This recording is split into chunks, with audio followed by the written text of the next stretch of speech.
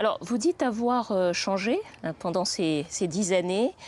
Comment est-ce que cette incarcération a changé l'homme Jean-Pierre Bemba?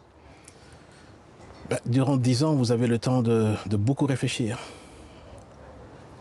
Vous devez vous occuper aussi.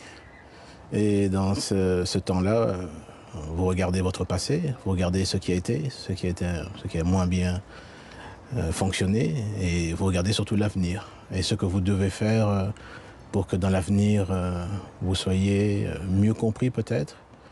Mes idées aussi ont évolué ces 10 dernières années parce que la RDC d'aujourd'hui, l'Afrique aujourd'hui, le monde aujourd'hui a changé.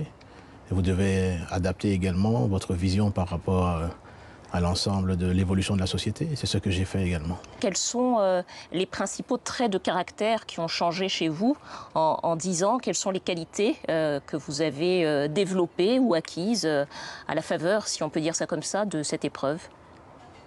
Je dirais surtout la patience.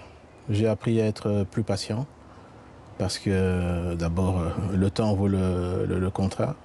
Et j'étais plutôt quelqu'un qui souhaitait avoir des résultats immédiats.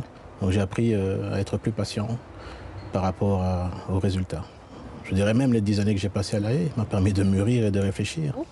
Si vous êtes élu, est-ce que vous pensez qu'il faudra revoir, repenser les relations de la RDC avec les pays voisins, et notamment avec le Rwanda? D'abord, le pays que vous avez cité, les 3 pays que vous avez cités, c'est important parce qu'ils subissent directement, en cas de déstabilisation de la RDC, les conséquences, notamment au niveau des réfugiés, qui immédiatement traversent la frontière et vont chez eux. L'Angola, le Rwanda et le Congo-Brazzaville. Donc je peux comprendre leurs préoccupations. Et je pense que leur préoccupation est d'ordre certainement sécuritaire. C'est pour ça qu'ils sont impliqués, parce qu'ils se demandent mais qu'est-ce qui va se passer?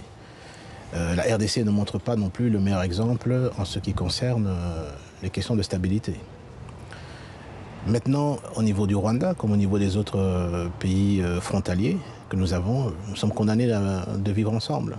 Ce sont des pays qui existent, dont nous partageons toutes ces frontières.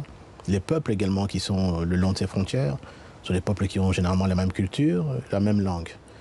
Mais il est certain que les intérêts tant de ces pays frontaliers que de la RDC doivent être respectés. Et la RDC doit être à même de pouvoir mettre sur la table ce qu'elle pense être ses intérêts vis-à-vis de ces pays et respecter également et prendre en compte les intérêts de ces pays également vis-à-vis de la RDC.